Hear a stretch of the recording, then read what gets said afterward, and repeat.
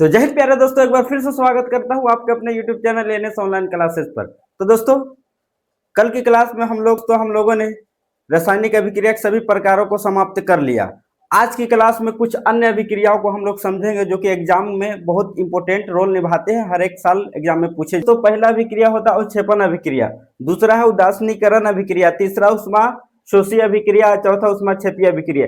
ये जो चारों अभिक्रियाएं हैं ये आपके बोर्ड एग्जाम्स में बहुत इंपॉर्टेंट रोल निभाती है। हर एक साल एग्जाम में इनसे प्रश्न आ ही जाते हैं। तो वीडियो में एकदम ध्यान से बने रहिएगा दोस्तों, सभी अभिक्रियाओं को अच्छी तरह से समझ करके जाइएगा। तो चलिए देखते हैं। तो पहला रिएक्शन है अवक्षेपण अभिक्रिया। क्या है दोस्तों? अवक्षेपण अभिक्रिया। देखिए, अवक्षेपण का अर्थ होता है, अवक्षेपण का अर्थ होता है कोई गाढ़ा तरल पदार्थ। क्या होता है? गाढ़ा तरल पदार्थ। ठीक है, जैसे आप लोग दही देखे हैं, दही, तो दही एक अवक्षेप का उदाहरण है। क्या है? अवक्षेप का उदाहरण है। तो अवक्षेप से ही बना अवक्षेपण अभिक्रिया। तो इसका डेफिनेशन की अगर बात करते हैं तो इसका डेफिनेशन होता है कि वैसी रासायनिक अभिक्रिया, रासायनिक अभिक्रिया जिसमें अवक्षेप का निर्माण होता है। किसका निर्माण होता है? अवक्षेप का निर्माण होता है।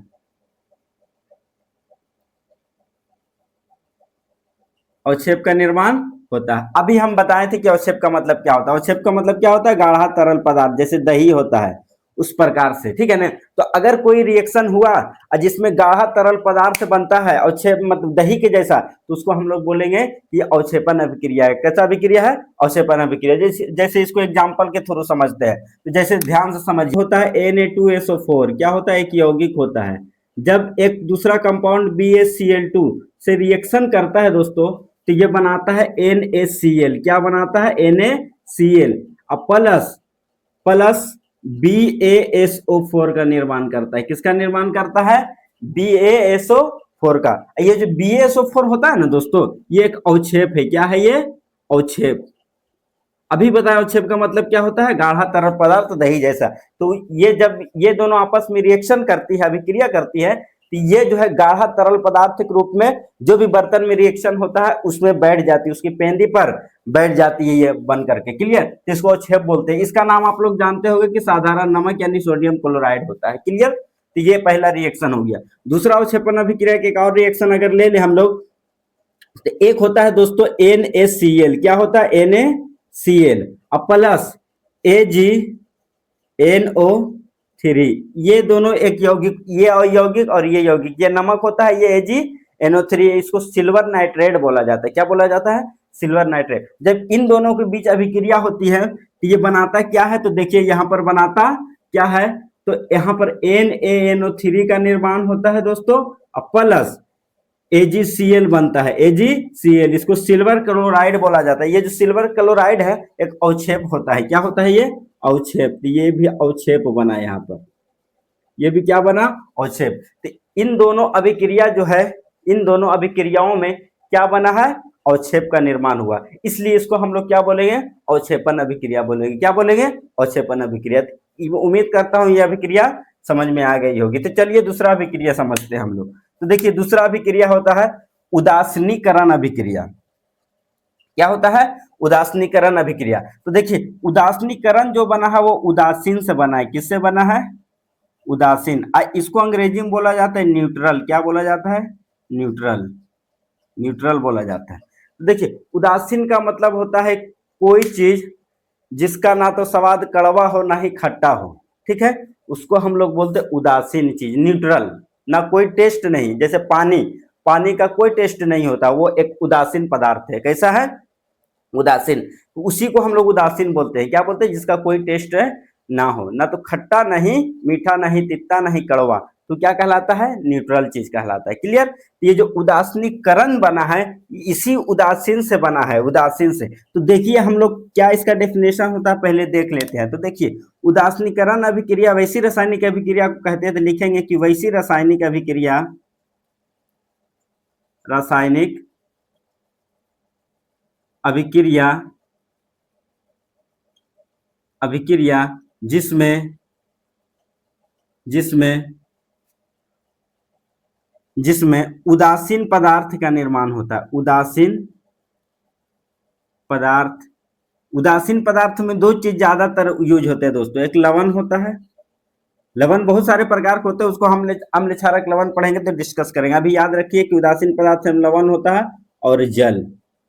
तो ऐसी रासायनिक अभिक्रिया जिसमें उदासीन पदार्थ लवण एवं जल का निर्माण होता है। किसका निर्माण? जल का निर्माण होता है, उसे हम लोग क्या बोलते हैं? उदासीनीकरण अभिक्रिया कहते हैं। क्या कहते हैं? उदासीनीकरण। अब देखिए, ये जो उदासीन पदार्थ बनता है वो कब बनता है? जब अम्ल और क्षारक दो पदार्थ मिलते हैं। कौन कौन सा रिएक्शन करता है? अम्ल और क्षारक मिलते हैं। जब अम्ल और क्षारक रिएक्शन करता है तभी उदासीन पदार्थ का निर्माण होता है, यानी लवण और जल का निर्माण होता है। उसे हम लोग क्या बोलते हैं? उदासीनीकरण अभिक्रिया। तो इसका एक और डिफिनेशन आप बोल सकते हैं कि वैसी रासायनिक अभिक्रिया जिसमें अम्ल और क्षारक मिल करके लवण और जल जैसे उदासीन पदार्थ का निर्माण करता है, उसे हम लोग क्या बोलते हैं? उदासीनीकरण अभिक्रिया कहते हैं। वैसी रासायनिक अभिक्रिया जिसमें अम्ल और क्षारक दो पदार्थ मिल करके लवण एवं जल जैसे उदासीन पदार्थ, ये दोनों उदासीन पदार्थ होता है। लवण और जल क्या होता है? न्यूट्रल मैटर होते हैं, न्यूट्रल सब्सटेंस होते हैं, ठीक है। ये दोनों उदासीन पदार्थ होता है। तो उदासीन पदार्थ जिस अभिक्रिया में बनेगा उसे हम लोग क्या बोलेंगे? उदासीनीकरण अभिक्रिया बोलेंगे। और उदासीन पदार्थ दुनिया में तभी हो सकता है जब अम्ल और क्षारक एक दूसरे से रिएक्शन करता है। तो ये इसका परिभाषा हो गया। अगर इसका एग्जाम्पल की बात करें तो ध्यान दीजिएगा, अम्ल और क्षारक की बात हुई, यानी अम्ल और क्षारक जब रिएक्शन करेगा ना बाबू, तो ये जो बनाएगा जल और लवण, किसका निर्माण होता है? जल प्लस लवण। ये जो जल और लवण जो होता है ये दोनों उदासीन पदार्थ है। कैसा पदार्थ है? उदासीन। तो देखिए, ये अभिक्रिया में उदासीन पदार्थ बना कि नहीं? ये जो रिएक्शन में उदासीन पदार्थ बना, तो इसी को क्या बोलेंगे? उदासीनीकरण अभिक्रिया। एग्जाम्पल देखिएगा ध्यान से, जैसे एक अम्ल हम बात कर लेते हैं HCl, प्लस क्षारक की बात करते हैं NaOH। जब इन दोनों के बीच अभिक्रिया कराई जाती है तो NaCl प्लस H2O, यानी ये जो होता है लवण होता है, नमक, साधारण नमक जिसको हम लोग बोलते हैं, H2O जल होता है। तो देखिए, जल और लवण का निर्माण हुआ। कौन सी अभिक्रिया हो गया? उदासीनीकरण अभिक्रिया, क्योंकि लवण और जल उदासीन पदार्थ बना। ये दोनों क्या है? उदासीन पदार्थ। तो इसको हम लोग क्या बोलेंगे? उदासीनीकरण अभिक्रिया। ये एग्जाम्पल याद रखिएगा। क्लियर की बात करते हैं दोस्तों, ध्यान दीजिएगा। एक और एग्जाम्पल, एक और अम्ल होता है H2SO4। जब एक क्षारक KOH, इसको सल्फ्यूरिक अम्ल बोलते हैं, यह एक क्षारक है। इसको हम लोग पोटेशियम हाइड्रोक्साइड बोलते हैं। क्या बोलते हैं? Potassium hydroxide. जब इन दोनों के बीच अभिक्रिया होती है तो क्या बनता है जानते हैं? K2SO4 का निर्माण होता है, प्लस H2O जल का निर्माण होता है। यह एक लवण है। क्या है? यह एक लवण, पोटेशियम सल्फेट। क्या बोलेंगे? पोटेशियम सल्फेट इसको बोलते हैं। यह एक लवण है। ये जल क्या है? ये H2O क्या है? जल है। हम लोग को पता है सर, ये जल है। तो देखिए, इन दोनों के बीच में अभिक्रिया हुआ तो लवण और जल कौन सा पदार्थ बना? उदासीन पदार्थ। तो कौन सी अभिक्रिया का एग्जाम्पल होगा? उदासीनीकरण अभिक्रिया। मतलब समझ में आया कि इसका परिभाषा हम लोग ऐसे भी बोल सकते हैं कि जब कभी अम्ल और क्षारक एक दूसरे से रिएक्शन करते, अभिक्रिया करते हैं, तो लवण एवं जल जैसे उदासीन पदार्थ का निर्माण होता है। वही अभिक्रिया क्या कहलाता है? उदासीनीकरण अभिक्रिया कहलाता है। मेरे दोस्तों, समझ में आया? तो इसको नोट करा जाए। दोस्तों, तीसरा रिएक्शन हम लोग समझते हैं। तीसरा रिएक्शन क्या है? ऊष्माशोषी अभिक्रिया। क्या है? ऊष्माशोषी अभिक्रिया। देखिए, ये जो ऊष्माशोषी है मेरे दोस्त, ये जो ऊष्माशोषी है ये दो वर्ड से मिलकर बना है। पहला हो गया ऊष्मा प्लस दूसरा हो गया शोषी। क्या हो गया? शोषी। तो देखिए, ऊष्मा का मतलब आप लोग जानते होंगे कि गर्मी होता है। क्या होता है दोस्त? गर्मी। गर्मी, ठीक है, गर्मी। इसी को हम लोग ऊर्जा भी बोलते हैं। ऊष्मा बोलिए या ऊर्जा बोलिए, बात क्या है? दोनों सेम है। अशोषी का मतलब होता है अवशोषित होना। अवशोषित होना, अवशोषित होना, अवशोषित। अवशोषित का मतलब होता है कि अपने अंदर कोई चीज सूखना, सोखना। जैसे हम लोग पानी यहाँ पर गिराए, इस सट पर पानी अंदर सूख गया, तो इसको अवशोषित होना बोलते हैं। मट्टी पर हम लोग पानी गिराते हैं, पानी सूख जाती है, मट्टी ने पानी को अवशोषित कर लिया। तो अवशोषित का मतलब होता है कोई चीज को सूखना। तो यहाँ जो ये जो अभिक्रिया होगी, इस अभिक्रिया में क्या हो रहा होगा? ऊष्मा सूख रहा होगा, ऊष्मा जा रहा होगा। समझ में आया? मतलब कोई पदार्थ ऊष्मा को अवशोषित कर रहा होगा। तो वैसी रासायनिक अभिक्रिया को हम लोग क्या बोलेंगे? ऊष्माशोषी अभिक्रिया। तो अगर इसका डेफिनेशन की बात करते हैं तो लिखेंगे कि वैसी रासायनिक अभिक्रिया वैसी रासायनिक अभिक्रिया, रासायनिक अभिक्रिया जिसमें जिसमें प्रतिफल बनने के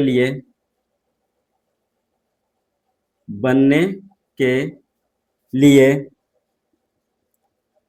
ऊष्मा की जरूरत होती है। किसकी जरूरत होती है दोस्त? ऊष्मा की जरूरत होती है, जरूरत होती है। सिंपल बात है, कुछ नहीं है। तो देखिए, ऊष्मा मतलब गर्मी, अशोषित मतलब अवशोषित। अब बताइए, हम लोग अभिक्रिया पढ़ रहे हैं, तो अभिक्रिया में होता क्या है? अभिकारक से प्रतिफल बनती है। तो देखिए, अगर कोई चीज ऊष्मा अवशोषित हो रहा है, इसका मतलब है कि वो अभिकारक की तरफ ऊष्मा अवशोषित हो रहा होगा, और उसके बाद प्रतिफल का निर्माण होता है। वैसी रासायनिक अभिक्रिया को हम लोग क्या बोलेंगे? ऊष्मा शोषी अभिक्रिया बोलेंगे। यानी जिसमें प्रतिफल को बनाने के लिए अभिकारक को ऊष्मा दी जाए, क्या दी जाए? गर्मी दी जाए, कि गर्मी वो अवशोषित करे, अभिकारक गर्मी अवशोषित करे और प्रतिफल का निर्माण करे। वैसी रासायनिक अभिक्रिया को हम लोग क्या बोलेंगे दोस्त? ऊष्मा शोषी अभिक्रिया बोलेंगे। क्या बोलेंगे? ऊष्मा शोषी अभिक्रिया। जैसे एग्जाम्पल समझिएगा, जैसे एग्जाम्पल होता है, एक पदार्थ होता है, आप लोगों ने पढ़ा होगा, शुरू स्टार्टिंग क्लास में हम बताए थे कि एक पदार्थ होता है CaCO3, CaCO3, इसको बोलते हैं कैल्शियम कार्बोनेट, इसी को चूना पत्थर बोलते हैं, खड़िया बोलते हैं, जो बोलना है, दो तीन नाम है इसका बोल सकते हैं, ठीक है। चौक बोलते हैं, संगमरमर बोलते हैं। इसको जब गर्म किया जाता है, यानी उष्मा दिया जाता है बच्चों, उष्मा दिया जाता है, तो ये जो बनाता है CaO यानी कैल्शियम ऑक्साइड और CO2 का निर्माण करता है। किसका निर्माण करता है? कैल्शियम ऑक्साइड और CO2। तो बताइए, ये जो है पदार्थ है जिसको संगमरमर बोलते हैं, उसको गर्म किए यानी उसको उष्मा दिए, तब ना जाकर के ये दोनों बना। कि अगर गर्म नहीं करते तो ये बन जाता है? ये दोनों बिल्कुल नहीं बनता। यानी अभिकारक से प्रतिफल बनाने के लिए उष्मा हम दे रहे हैं। किसको दे रहे हैं? प्रतिफल को नहीं, अभिकारक को मिल रहा है, अभिकारक को दे रहे हैं, गर्म कर रहे हैं अभिकारक को, तब जाकर के हमको क्या बना? CaO प्लस CO2 बना। तो वैसी रासायनिक अभिक्रिया जिसमें अभिकारक को उष्मा दी जाती है ताकि प्रतिफल बने, उसे ही हम लोग क्या बोलते हैं? उष्मा शोषी अभिक्रिया बोलते हैं। और रिएक्शन एग्जाम्पल की बात करते हैं, और एग्जाम्पल देखिए, और एग्जाम्पल देखिए, देखिए हमारे पास नित्य दिन हमेशा अभिक्रिया होते रहती है प्रकाश संश्लेषण का, प्रकाश संश्लेषण का यह अभिक्रिया, जिसके द्वारा क्या करते हैं पेड़ पौधे? आप लोग बताइएगा। तो जिसके द्वारा पेड़ पौधे क्या बनाते हैं? खाना बनाते हैं। क्या बनाते हैं? खाना। तो ये भी अभिक्रिया होता है, जो प्रकाश संश्लेषण है ना बच्चा, वो भी उष्मा शोषी अभिक्रिया का एग्जाम्पल है। किसका एग्जाम्पल है? उष्मा शोषी। कैसे सर? तो प्रकाश संश्लेषण में पेड़ पौधे सूर्य का प्रकाश को अवशोषित करती है। आप लोग बायोलॉजी में पढ़े होंगे कि सूर्य के प्रकाश को अवशोषित कर करके पेड़ पौधे कार्बन डाइऑक्साइड की उपस्थिति में और कुछ खनिज लवण जल को अवशोषित कर करके हमारा क्या निर्माण करता है? अपना भोजन बनाता है, जिसके फलस्वरूप हम लोग को ऑक्सीजन गैस की प्राप्ति होती है पेड़ पौधे के द्वारा। तो प्रकाश संश्लेषण में हमको ऊष्मा की जरूरत होती है ताकि हम लोग को क्या बने? पेड़ पौधे खाना बना पाए और ऑक्सीजन निर्माण हो पाए, ऊर्जा बन पाए। तो देखिए, यहाँ हमको ऊष्मा चाहिए प्रकाश संश्लेषण करने के लिए, खाना बनाने के लिए प्रकाश संश्लेषण द्वारा पेड़ पौधों को क्या चाहिए? तो ऊष्मा चाहिए। तो जिसमें ऊष्मा चाहिए वो ऊष्मा शोषी अभिक्रिया हो गया। कैसा अभिक्रिया हो गया? ऊष्मा शोषी अभिक्रिया। आगे एग्जाम्पल देखते हैं, एक एग्जाम्पल और देखते हैं दोस्तों।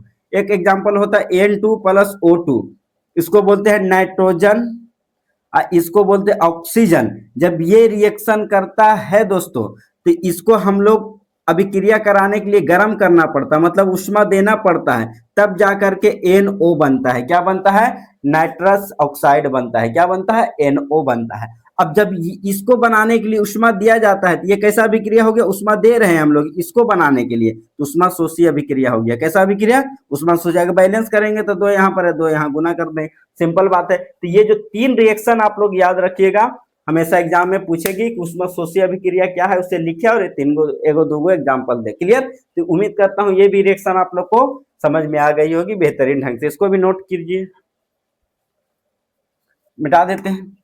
अगला रिएक्शन है, लास्ट है बच्चों, रिएक्शन नंबर 4 है। क्या है? रिएक्शन नंबर 4 है, ये है उष्मा क्षेपीय अभिक्रिया। देखिए, इसको ऊपर लिख देते हैं, इसको क्या लिख देते हैं? ऊपर।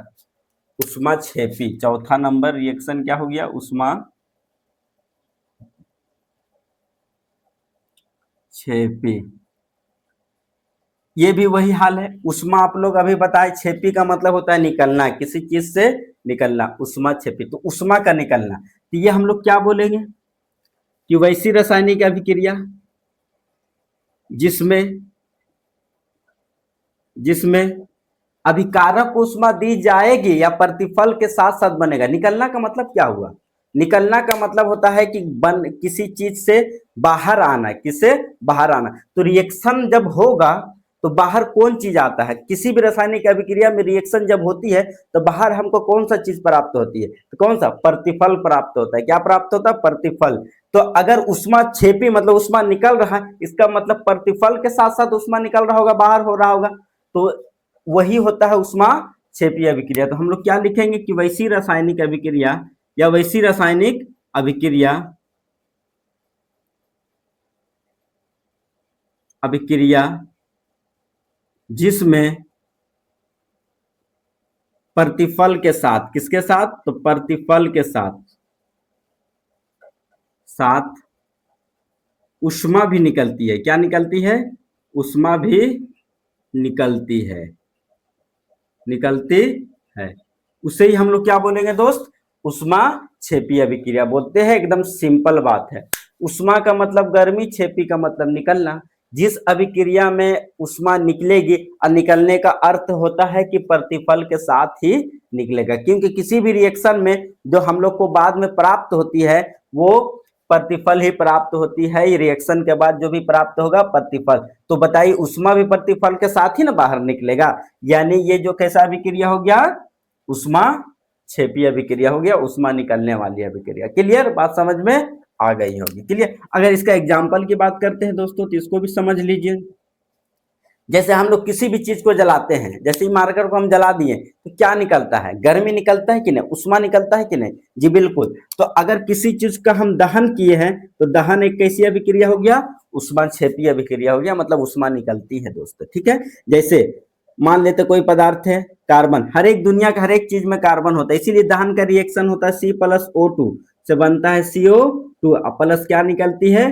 उष्मा निकलती है। क्या निकलती है? उष्मा, गर्मी निकलता है। यानी दुनिया का हर एक चीज में कार्बन होता है और ऑक्सीजन के उपस्थिति में ही जलता है, तो कार्बन डाइऑक्साइड और उष्मा का निर्माण होता है। किसका? उष्मा। उष्मा बनती है, गर्मी, किसी भी चीज को दहन करने पर। पहला रिएक्शन ये हो गया दोस्त। दूसरा रिएक्शन, दहन का यही रिएक्शन होता है, दहन का रिएक्शन यही है। दूसरा दूसरा हम लोग अगर बात करते हैं तो श्वसन, हम लोग सांस लेते हैं, श्वसन।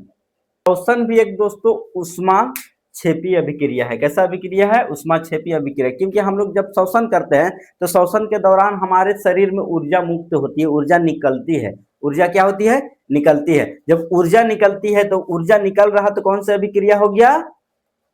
उष्मा छेपी अभिक्रिया हो गई। उष्मा निकल रही है, ऊर्जा निकल रही है। क्लियर? तो श्वसन हो गया। तीसरा अगर रिएक्शन की बात हम लोग करते हैं तो आपने एक रिएक्शन देखा होगा कि चूना के पानी, चूना के पानी आप लोग देखे हैं?